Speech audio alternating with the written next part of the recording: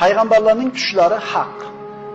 Rasululloh sollallohu alayhi vasallam mana shu azobi qabrda turgan, qabrdagi azobning ba'zi turlarini quyidagi hadisda siz bilan bizga bayon qiladi.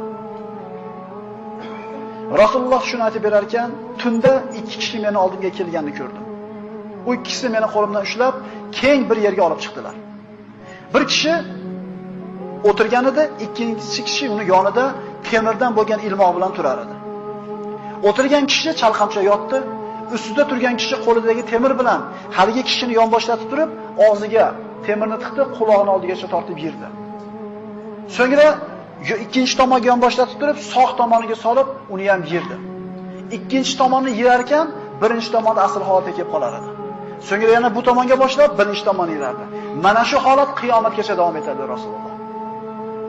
Men bu ikkisiga bu kim? Bu nima deb so'radim. Ular siz ko'rgan og'zi yirtilayotgan